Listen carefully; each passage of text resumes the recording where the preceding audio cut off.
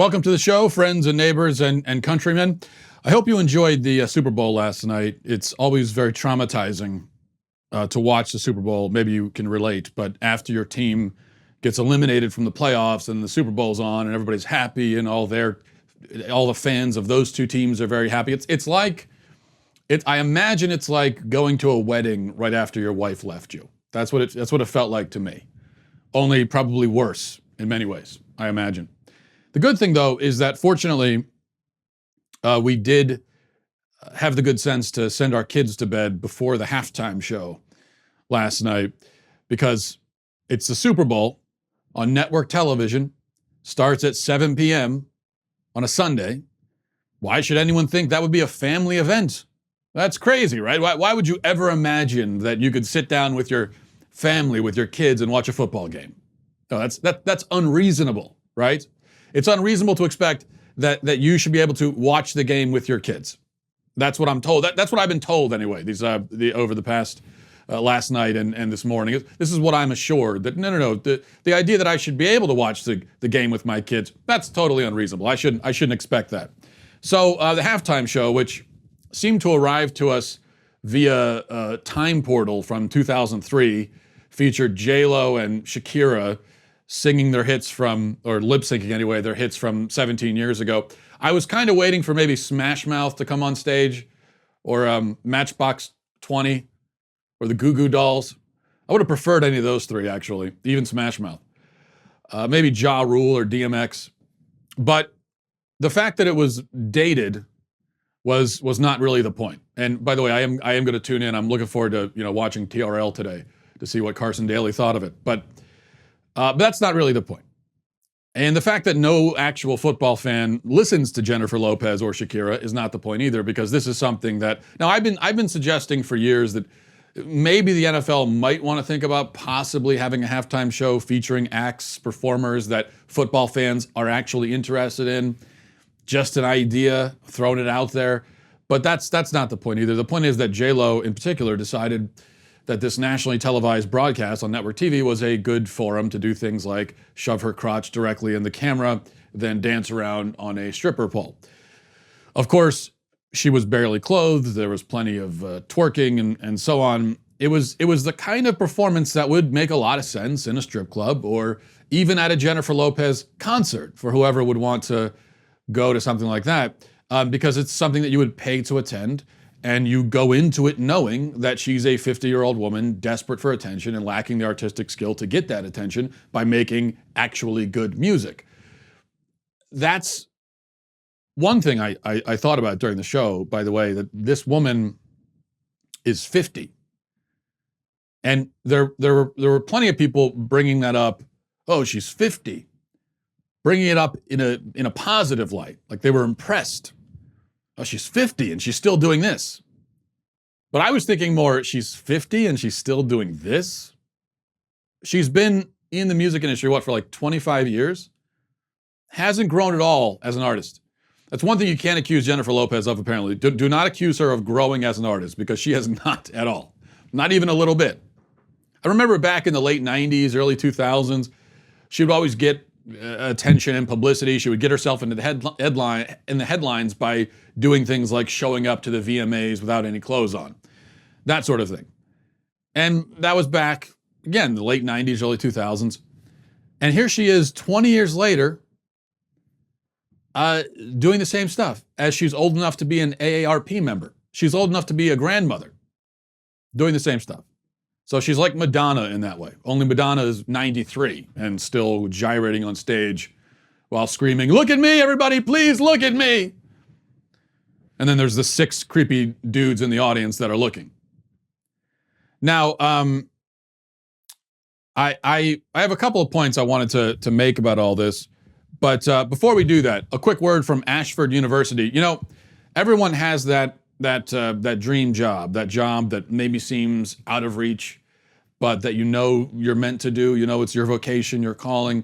Some of us are lucky enough to already be in that job. Some of us are still striving for it. Well, if you're striving, it's very important that you be prepared. And what a lot of people discover is that they need at least a bachelor's degree to make that dream a reality. But the way the traditional university system is set up, it's just not feasible or affordable. We talk about this all the time on the show. It's not something that a lot of people are able to do affordably, especially if you're working a job. If you're an adult, you have maybe a family, you have kids, you've already got a job. Well, going to some four-year institution, going into physical classrooms, and taking on the whole workload, you might not be able to do that logistically. That's where Ashford University comes in. Ashford University's online bachelor's and master's degree programs allow you to learn at your own pace. You can study whatever you're the most comfortable learning, whenever you're the most comfortable learning. One course at a time means that Ashford University's 6-week-long courses allow you to take just one course at a time. So again, that's that manageable workload. Being enrolled in one class at Ashford means that you're still considered a full-time student. And here's a good thing. No standardized tests are required. So the SAT, the GRE, the GMAT, other standardized test scores are not required for enrolling at Ashford University. I can tell you for me personally, sitting in a classroom doesn't work. It's never has. That's why the flexibility of being able to study wherever you want, being able to take one class at a time, it's all about, having a manageable workload again, because you've got plenty of other things going on in your life. So get on the road to earning your degree and making your dream job a reality. Enroll now by going to ashford.edu/Walsh. Again, that's ashford.edu/Walsh. ashford.edu/Walsh. I'll spell that out for you, ashford.edu/Walsh, and start getting your degree today. All right, back to the halftime show. Here's my point about this. Here's my radical position. I think football games should be family events. They should be appropriate for everybody. That's what the Super Bowl should be. I should be able to watch it with my kids. Now, because I'm not naive, I know that I can't, so that's why I did send them to bed. But it's not like I'm upset that I can't watch HBO's nighttime lineup with my kids. Okay, I'm not turning on premium channels at 10 o'clock at night and saying that stuff should be appropriate for my kids. I know that it's not going to be, and if there's inappropriate stuff for kids, that's a good place to put it. HBO at 10 o'clock. All right, we all get it, right? But a football game, the Super Bowl, airing on network television at 7 o'clock should be appropriate. Of course, the problem is we live in an aggressively stupid culture, a stupid, self-absorbed, sex-obsessed culture where even the incredibly reasonable point that I'm making right here, the very mild request that for a Super Bowl halftime show that doesn't feature stripper poles, even this is viewed as Puritan extremism. Someone told me last night, and when I was saying this on Twitter, someone said, "Well, so what, you want to move to a Muslim country where women have to be covered 24/7?" Yes, because that's the other option, right? Those are the only two options. Either we've got stripper poles on network TV at 7 o'clock at night during a family event, either that, or women have to be covered head to toe 24/7 upon penalty of death. There's no room in between. It's one or the other, right? And so those of us who made this point last night were greeted with a flood of responses from people who felt personally attacked that we were advocating for a minimal level of decency and respect for children. How about that? Let's just put it that way. This is not about my own feelings or anything like that, or my tastes or preferences. How about just respect for children? A little bit.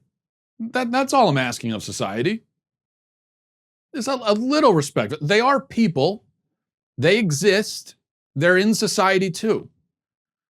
And we're constantly worried about how images, ideas, words, thoughts, etc. will hurt various groups of people. This is a constant topic of conversation in our culture today. In fact, even in regards to this game, there was much discussion about the Chiefs logo and how the Chiefs team name and mascot and how that might be hurtful to Native American adults who are watching. So if that's a concern, if we're concerned that, say, a 40-year-old Native American man may somehow be traumatized because of the Kansas City Chiefs, if that's a concern that we have to take into account and talk about, then what about kids who actually are impressionable and are fragile in a way, understandably? They have an excuse to be They're kids. Did nobody involved in the halftime show, whether J-Lo herself or people at NFL, people at the network, I think it was on Fox, did nobody stop for a second and go, hey, gee, kids are going to watch this. Did anyone do that? No, they didn't do that because they don't care. Nobody cares about kids. Nobody's concerned about protecting them. We protect the feelings of overly sensitive adults. But kids, who cares? Nowadays, it's not just that we aren't concerned about the content children might see. It's that the very idea that we should be concerned, maybe, is insane to people. People see that as insane. The very notion, the suggestion that possibly some of this stuff might not be appropriate for kids, and so maybe we should tone it down a little bit. It's not even, oh, I disagree. It's, oh my goodness, you're a lunatic for even saying that. People recoil at the mere suggestion that maybe, just maybe, events like the Super Bowl should be appropriate for families. But it's not a radical suggestion. Look, there have always been people who push the boundaries. There's always been a push, especially on TV, towards overly sexual entertainment and so forth. But there also used to be a strong push back from the other direction saying, hey, let's keep these things in check a little bit. There are families watching this stuff, so let's keep that in mind. And now there's almost no pushback. And what little there is, the few who do push back are screamed at with an insane fury and deranged anger. You're sexist, you're a racist. There are actually people saying that. There are actually, I know this doesn't surprise you, I'm saying it as if you'll be surprised. But that, yes, there are people saying that it's not only sexist, but racist. If you're criticizing the halftime show, you're a racist. It's argued that it's racist to object to strip teases at halftime because the women are from Latin America. And so it's racist to criticize that. This is the argument. And sexist too, because you see women flashing their crotches on camera are being empowered. This is very empowering. Here's a thought. If you think this stuff is empowering, go online and check out who's defending it. Because I've gone back and forth with these people many times over many different subjects. And you see, who are the people valiantly defending a woman's right to dance on a stripper pole in front of children? Well, you've got mush-brained feminists, of course. You have stupid feminists. But who else? You've got them and creepy old men. So this is, once again, a coalition of stupid feminists and creepy old men defending this kind of thing. And anytime we're talking about any kind of degeneracy of this type, the coalition is always creepy old men and feminists. Why do you think those creepy old men, and this is a question to the mush-brained feminists, why do you think the creepy old men are defending your right here? Defending your rights to, strip in front of kids. What do you think it is? Do you think they're worried about self-expression and free speech? You think that's what it is? Do I need to spell it out? It's just like the men who are your allies. They're your allies because they are very outspoken about their belief in your right to get an abortion. Very pro-choice men. Why do you think they're so pro-choice? Do I need to get into detail about it? Can you not put the pieces together? Well, if I need to, I'll explain. It's because they want to use you as a sexual object, and they don't want to have to worry about a kid resulting from it. And so that's why they're perfectly happy to use you, discard you, and then have you discard the baby. Because these are bad men. These are bad, lazy, worthless men who are only concerned about themselves. That's the only thing they care about. And they see you as an object to be used. You are to them nothing more than a masturbatory aid, essentially. You're like a sex toy to them. So much so that, again, in order to be able to use you and fulfill their sexual desires, they're okay with you killing their own child. They don't care. As long as they get what they want, which is a few minutes of fun, throw you out, throw the kid out. They don't care. So these are bad men. And they're on your side because they're against you, not because they're for you. And they're also perfectly happy to see women embarrassing, humiliating, disgracing themselves on national TV because they enjoy seeing it. It's something they enjoy because, again, these are losers. And you know, it's not like they have meaningful relationships with women. So, you know, they rely on things like raunchy halftime shows. So, you know, that should concern you if you're a feminist. That these are the people on your side. Just something to think about. All right, now I should mention there was one good performance last night. Demi Lovato, I thought, absolutely nailed the national anthem, which is not easy to sing. And I mean, not that I know. I hold a note about as well as a spaghetti strainer holds water, I guess. But from what I could tell, it seems like it's a really difficult song to sing, which is why it's taken down so many people who have attempted it publicly. But I thought she did a beautiful job singing the song. And what made her, I'll tell you what made her rendition. This is a good learning opportunity for any other singer who might attempt it in the future. And pretty much any national anthem performance that we remember as being great, like Whitney Houston, okay, that's probably the gold standard. What made it great is, well, yeah, they're very good singers, but they're just singing the song. They're not worried about showing off their vocal range, even though they have beautiful vocal range, and that's going to come out naturally in the song. But that's not the point. They're not showboating. They're not trying to mix it up and do anything different with it. It's just it's an old traditional song, obviously, and that's how they're singing it, and it's beautiful.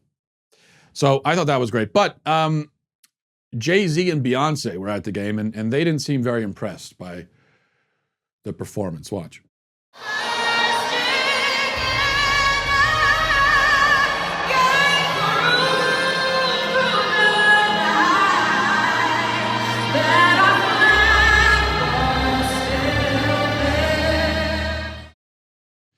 Yes, they're sitting during the anthem, and that's really, they've been criticized for this, but I think it's understandable that they would sit during the anthem, because why would you expect them to stand up and show gratitude for the country? Think about what the country has done to them.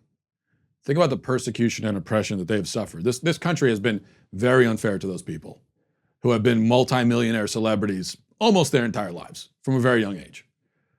But very unfair. They've been oppressed. I don't know how they've been oppressed. I can't possibly imagine. And whatever form of oppression they've suffered, I would love me some of that oppression. Give me a slice of that oppression. Give me the oppression that ends with you having $500 million in the bank. I'll take it. It's kind of like the oppression that Colin Kaepernick has gone through in his life. It has ended with him being a multi-millionaire, absurdly wealthy individual. So, but hey, it's those of us who are not multimillionaires, maybe we just can't understand that kind of persecution.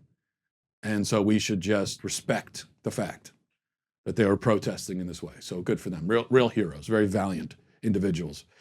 All right, I want to get into emails, but before we do, by the way, also wanted to mention tomorrow, make sure to watch the State of the Union address, of course. So make sure to watch Backstage and their coverage of the State of the Union on Daily Wire. You're not going to want to miss that tomorrow, Tuesday. Okay, let's go to emails. This is from Kelly. Says, hi, Matt. Wanted to get your opinion regarding our current state of social communication. I was listening to a show you did a while back, episode 103, why it's impossible to have fruitful debates in our culture. One of the things you talk about is people having opinions that can either be A or B and nothing in between.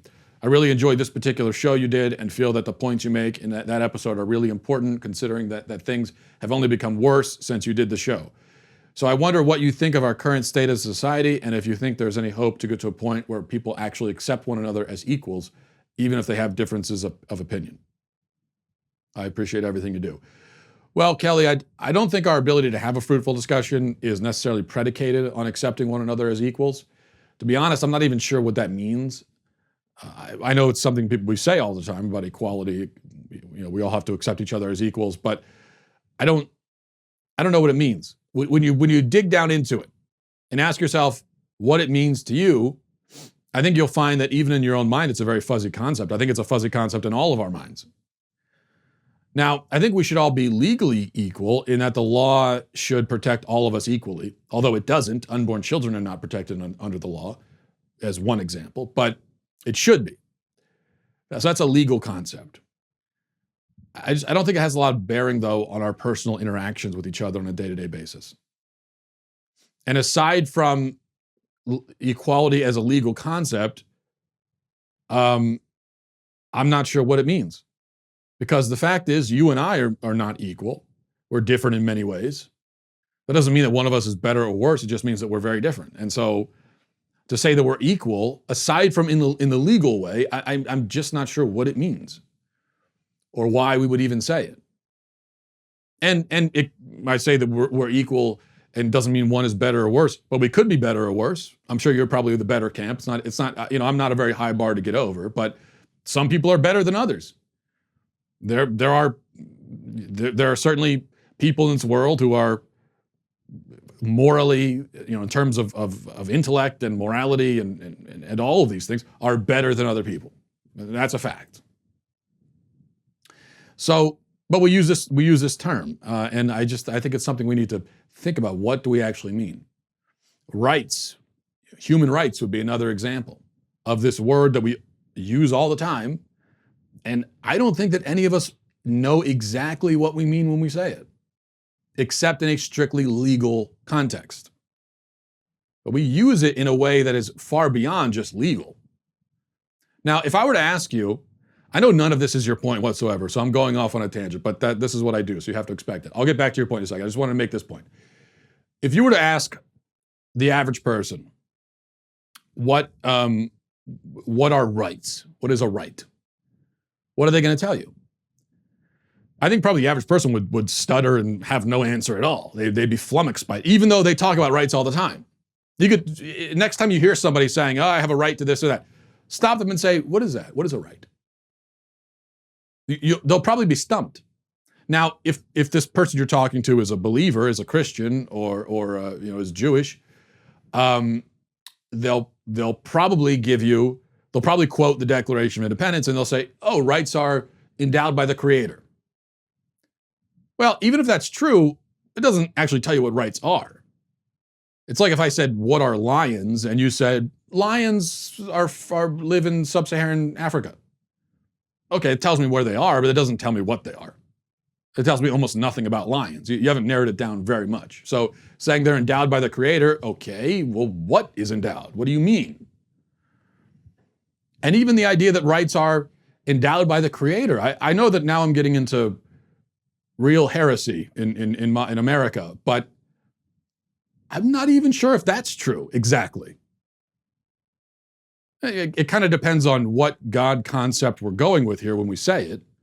So it's going to depend a lot on what your religion is. Now, Thomas Jefferson was a deist. So for a deist to talk about a God that endows rights, I have no idea what that means, because the deist concept of God is he got the universe rolling and is now just sitting back somewhere in the cosmos, not caring what happens with humans. So the idea that he gave us rights, well, maybe, but who knows what that even means. Now, if we're talking about the Judeo-Christian God, well, did that God give us, did the biblical God, to talk about rights in that context, does that make sense? I don't know. There really isn't any mention of human rights in the Bible.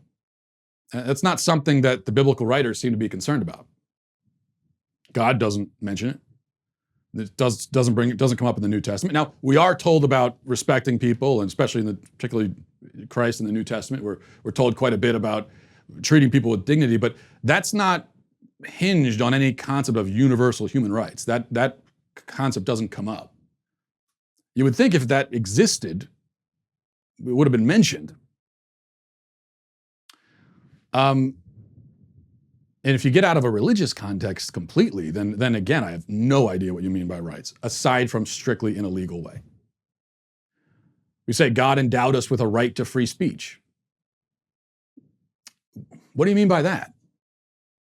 Because free speech, now that sounds like you can say whatever you want. That's what free speech is. Except in the Bible, there are a whole bunch of things that we're told we're not supposed to say.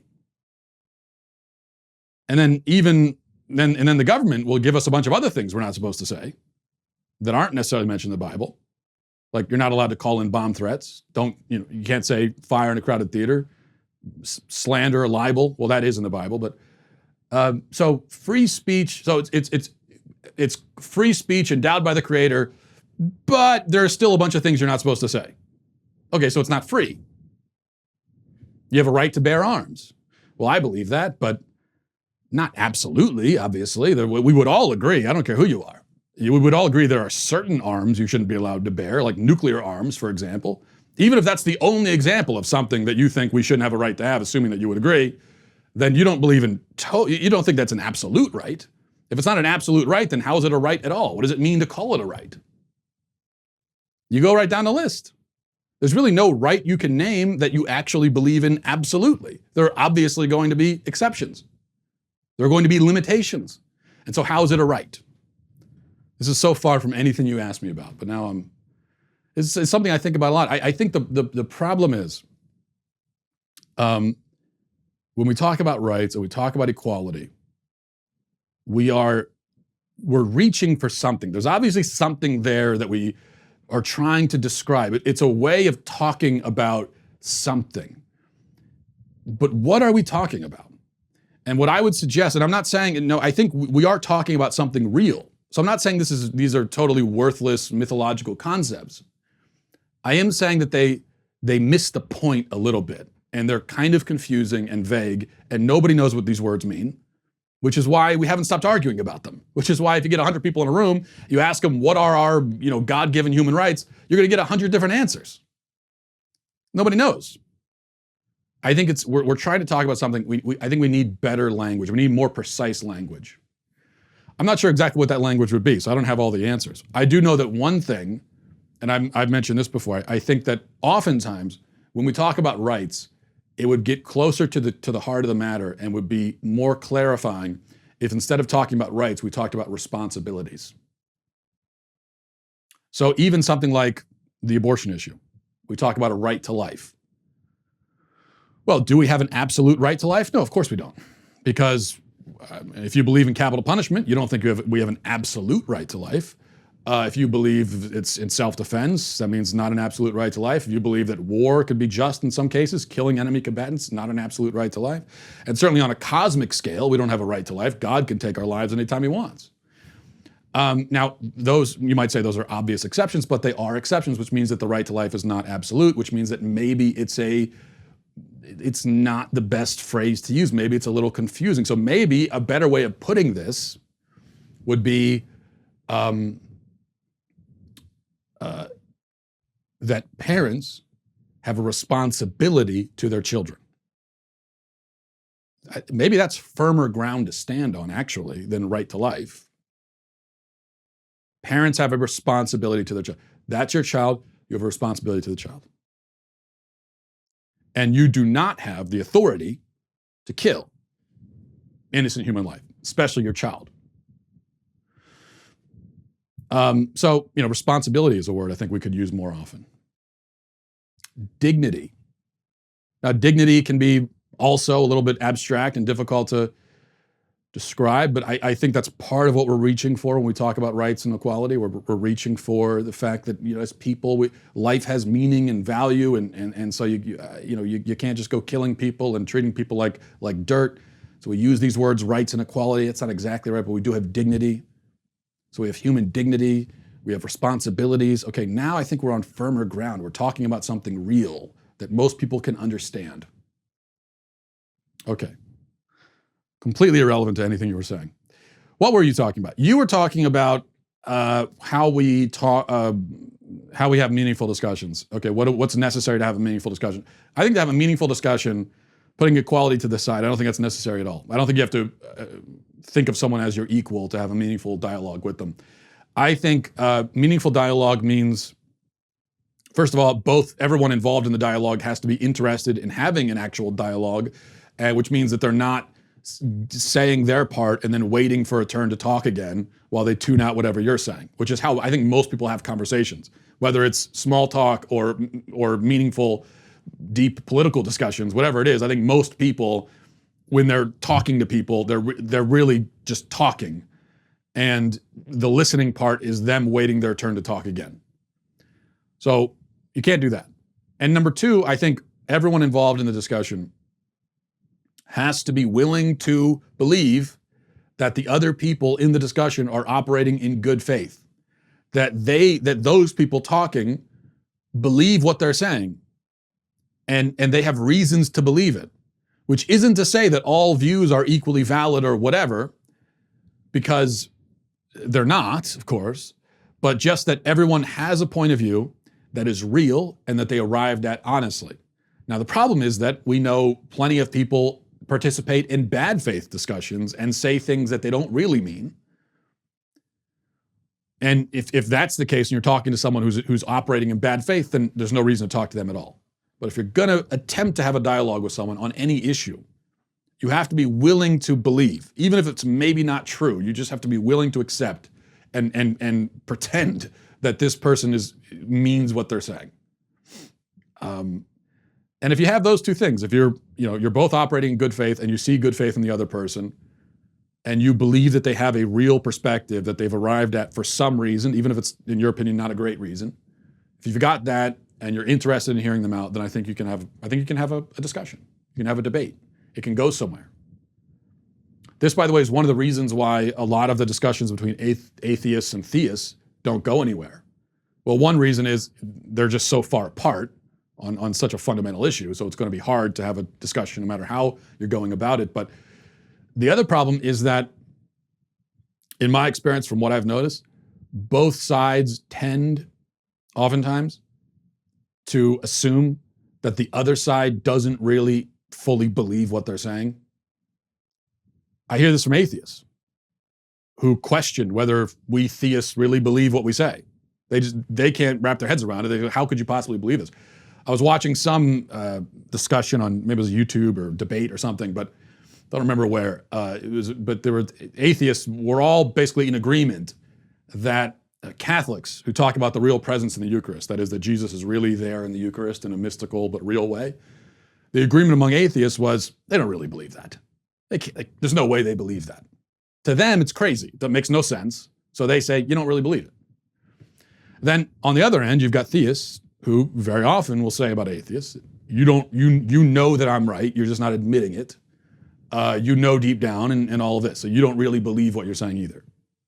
Well, if that's how you're gonna go into the discussion, it's not gonna go anywhere. There's no hope. Why even talk? Whatever you're saying is gonna be tuned out by the other person. It will go nowhere. It's absolutely pointless. If you're gonna even bother to talk to somebody about an issue like this, you have to at least assume that they really believe what they're saying, even if you don't understand it. And the fact that both sides assume the other doesn't believe what they're saying should be indications to both sides that the other side does believe what they're saying. They believe it so much that they can't even believe that anyone could believe anything else. Which, if nothing else, tells you that they really believe what they're saying. At least they believe it. They're firm in their beliefs at the very minimum. Okay. I did have other emails I wanted to answer. Well, this one, I said I was done with the spanking topic. But first of all, you know that when I say I'm done with the topic, it means I'm going to talk about it for the next 3 weeks. So that's one thing. But also, I got myriad emails about one particular thing I said when we were talking about the spanking topic on Friday. That apparently I wasn't clear on a certain point. So I wanted to read this email and respond to it because I won't be able to rest until I clarify my point on this, because I do want to be understood. So this is from Matthias, says, "Hi Matt, I know you said you were done with the spanking topic, but I had one last thought/objection. In an attempt to explain your position, you said that spanking is a do as I say, not as I do thing, because you tell your kids not to hit and then you'd be hitting. But then you said that timeouts aren't do as I say, not as I do, even though your kids can't put each other in timeout. And you said that if your daughter asks why she can't put her brothers in timeout, you would say that she doesn't have the authority. So why could that, why couldn't that be the reason why they don't hit? Also, the way you talk about hitting, i.e. we don't hit, it makes it sound like you're saying hitting is never okay. But what about self-defense, etc.? I just think your position is not well thought out. Okay, so yes, Matthias, I said last week, the crucial thing here is what a kid can understand. So there's the issue of sort of objectively, is spanking ethical and effective in itself, which I think it isn't. But we almost don't need to talk about that because there's also the issue of what the child can understand. So even if maybe you're right on the spanking topic academically, maybe you beat me philosophically on the debate, and you can demonstrate that really actually it is ethical and there is a real distinction between spanking and hitting and so on. Let's just say that that's the case. It really doesn't matter if the kid can't understand this abstract, nuanced, philosophical distinction that you've drawn. And you know, I may not be the smartest bulb, especially when I'm mixing metaphors like that. I may not be the smartest bulb in the crayon box, but I think if I can't understand it, it's probably an indication that a 3-year-old can't. And punishing a kid in a way that they cannot possibly understand and that they lack the cognition to understand is wrong. Let me give you a brief example of an objectively ethical punishment that would be wrong because of the child's inability to understand. And this is one that I've done before, I'm guilty of. Back when my oldest son was maybe 3 years old, we were out in public. He was misbehaving. This happened multiple times actually. Misbehaving, okay, acting like a 3-year-old, you know, like they tend to act. But I couldn't really punish him at the time because of the situation we were in. So when we got home, 4 or 5 hours later, I put him in timeout for the thing he had done earlier in the day. Nothing wrong with timeouts. I don't think anyone would argue that there's something unethical about timeouts. At least I'm not going to argue that. But this was wrong. Me punishing my kid in this context with a timeout was wrong. Why? Because at that age, if you're going to give a child a consequence, it has to be immediate. With the way that they remember time and the way they perceive time, if you punish them for something that happened hours ago, they aren't going to understand what you're doing. They can't understand it. Now, if you're talking about a 12-year-old and you're punishing them for something they did earlier in the day or even yesterday, they can understand. A 3-year-old can't. So if you don't believe me, then go to a 3-year-old, ask him what he did yesterday, or even ask him what he did this morning. Most likely he'll tell you some story vaguely related to something that happened a month ago, you know, or 6 months ago, or last week. Because he has no idea what the word this morning means, or what the word yesterday means, or 4 hours ago. He doesn't know what that means. So I punished my son, but he didn't understand it. I didn't understand at the time because I was still learning how kids operate. I didn't realize this, but he didn't understand why I was punishing him. Yeah, he had done this thing, but he's not connecting those dots. He can't. So for him, you know, you put a 3-year-old in timeout for something they did 4 hours ago. In their mind, they're going to associate it with whatever they most recently did. So if the most recent thing they did was, you know, they were sitting on the couch, and now you're putting them in timeout, they're going to think that you put them in timeout for sitting on the couch. They're not going to connect the dots. Okay. So that's wrong because they don't understand. Now to spanking. And this is also why, by the way, this is why you really don't punish, you know, we don't punish infants at all. You don't punish infants for anything, no matter what they're doing, because they couldn't possibly understand the punishment. And so nothing would come of it. That would just be abuse. But an infant in timeout, you know, like I say timeouts are ethical, but in some cases they might not be. Put an infant in timeout, that's unethical. Now to spanking. What matters here, or at least one of the things that really matters, is how the child perceives it. And what the child is going to perceive, regardless of whatever academic argument or nuanced distinction you draw as an adult, what they're going to perceive is, Daddy is hitting me. And then his child brain is going to say, daddy says don't hit, but daddy is hitting. That's what the child is going to think. You bring up the issue of authority with putting my kids in timeout. My point there is that when my daughter has tried to put her brothers in timeout and I say no, and she says, why? The answer I give is because you're not mommy. Only mommy and daddies put kids in timeout. That was the reason I gave. A reason she could understand. There's no point in giving a reason for something if they can't understand the reason. So it has to be a very simple reason. What about hitting? When my daughter hits her brother, what's the reason I give for why she shouldn't hit? I don't say only mommy and daddies hit. No, you can't hit because you're not the mommy. Only mommies and daddies hit. You're not allowed to hit. Only we hit. I don't say that. No parent says it. Even parents who spank, when you're telling your kids not to hit, you don't give them the reason that they don't have the authority to hit. Of course you don't say that. That'd be crazy. That'd be a totally crazy thing to say to a kid. Because from a child's perspective, that's going to be so confusing to be given that reason. Because now they're going to think, wait, it's okay. Hitting is okay, but so hitting is okay as long as adults do it. And do you see where that kind of thinking is going to lead a kid? What you're opening them up to? No, you're not going to say that. So what you say when you say don't hit, the reason that every parent gives is we don't hit. It's wrong to hit. Hitting hurts. We don't hurt people. You have to say that like that because it's what the kid can understand. You're talking to a 3 or 4-year-old. You're speaking in very short little sentences. That's all they can understand. You bring up self-defense, sure, but I'm not getting into the ethics of self-defense or rules of military engagement with a toddler. So I say we don't hit. Yeah, I mean, there are exceptions to that, obviously, but I'm not getting into the exceptions. And at that age, all that matters is the very basic concept. I need them to get that down. And then later on, we can get into the exceptions. It's just like I tell my kids, don't steal. We don't steal. Stealing is bad. Now, I'm not going to get into hypotheticals about what if you're starving and your kids are starving and you're walking through a cornfield and it's somebody else's cornfield. Can you eat the corn even though technically you're stealing the corn? The answer is yes, you can. In fact, in that case, it would be ethical to eat the corn. It'd be unethical not to give your kids some corn because as it turns out, do not steal is not an ethical absolute. There are cases where stealing is okay. So, in wartime, you send a spy on a mission to go steal the other military's battle plans or whatever. I mean, that's stealing too, but that's ethical. But I don't get into that with kids. What I say to them is, we don't steal. Stealing is bad.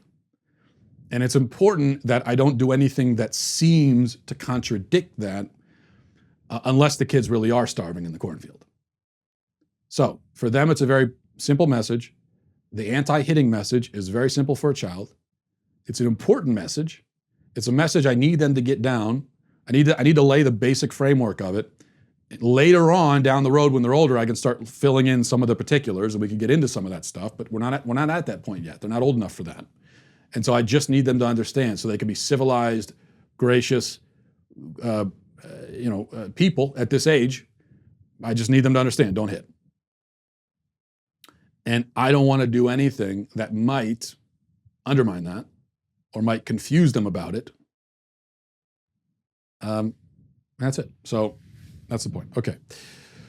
Let's see. One other email. This is from Katie. Says, Matt, love the show. On Twitter, you were asking people about issues about which they change their minds. Issues they change their minds about. See, that's what happens when you try not to sometimes you try to write that grammatically correct sentence and it comes off confusing.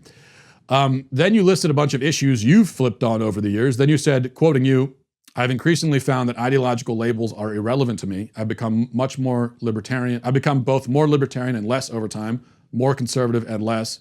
These labels are useless and there's nothing more uninteresting than a person whose views align completely with one camp. Quoting me, that's what I said, yes.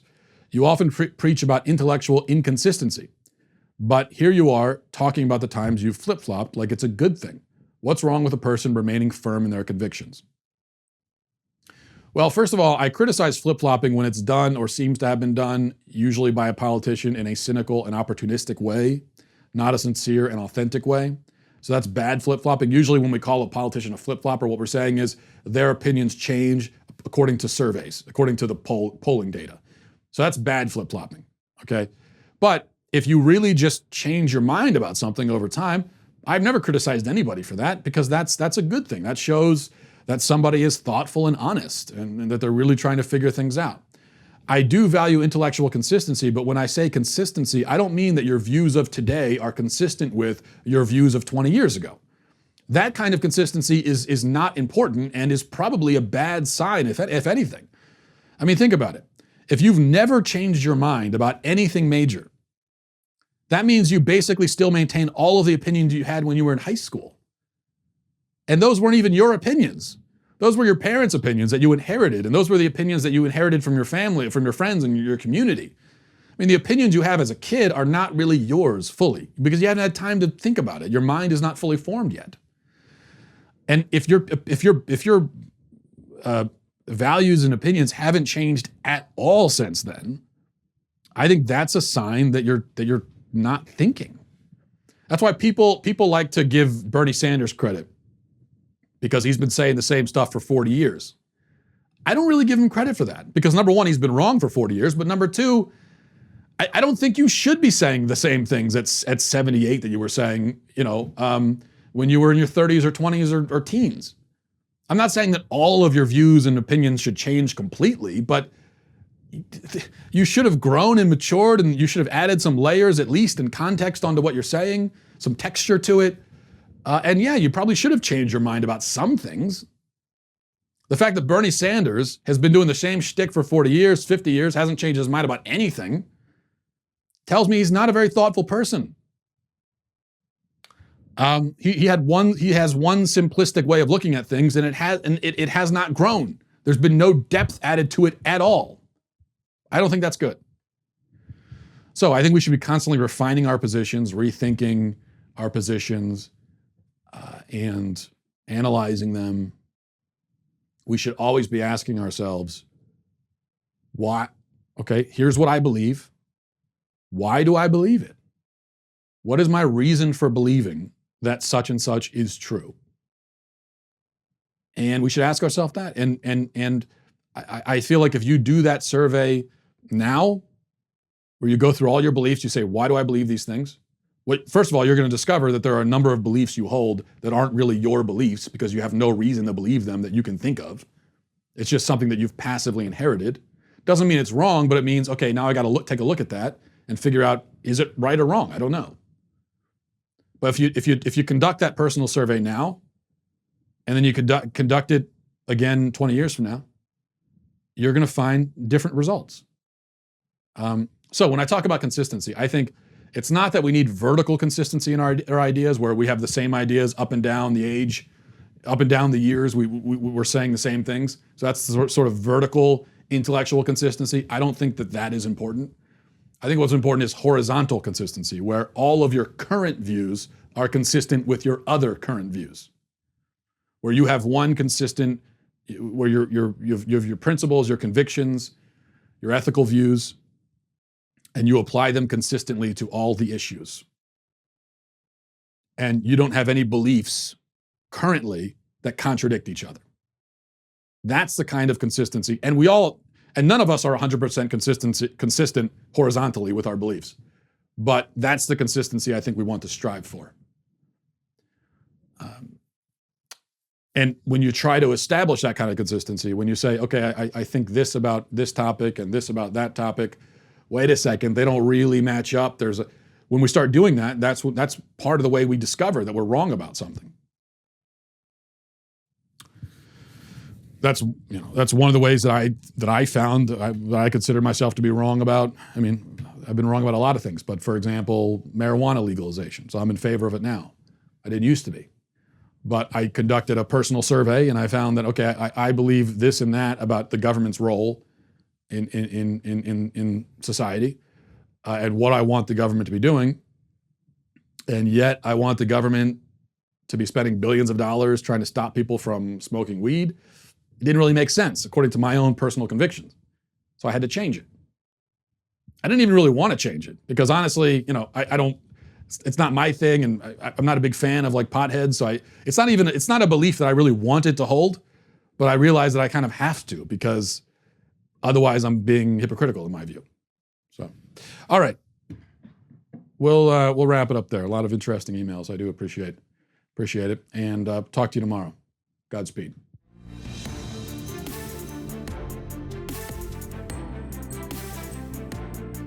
The Matt Walsh Show is produced by Sean Hampton, executive producer Jeremy Boring, senior producer Jonathan Hay, supervising producer Mathis Glover, supervising producer Robert Sterling, technical producer Austin Stevens, editor Donovan Fowler, audio mixer Robin Fenderson.